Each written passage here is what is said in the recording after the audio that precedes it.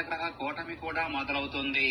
ఎంతో శక్తివంతమైన రోజు, శనిదేవుడికి ఎంతో ఇష్టమైన రోజు.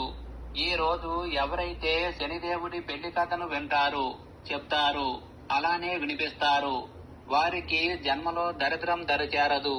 తెలిసి తెలియక చేసిన మహా పాపాలైనా పోతాయి. శని దోషాలు, కష్టాలు మొత్తం ఈ రోజుతో పోతాయి.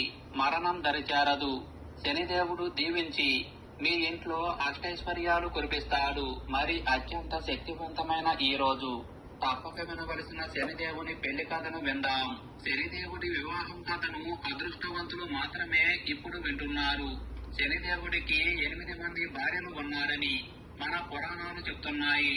వారి పేర్లు వచ్చి ద్వాజిని, దామిని, కంకాలి, కలహప్రియ, కంటకి, తురంగి, మహిషి మరియు అజ అనే 8 మంది భార్యలు ఉన్నారని చెప్పబడింది. తన భార్యలను ఆరాధించే వారిని శనిదేవుడు అమితంగా ఇష్టపడతాడని మన పురాణాలు చెప్తున్నాయి.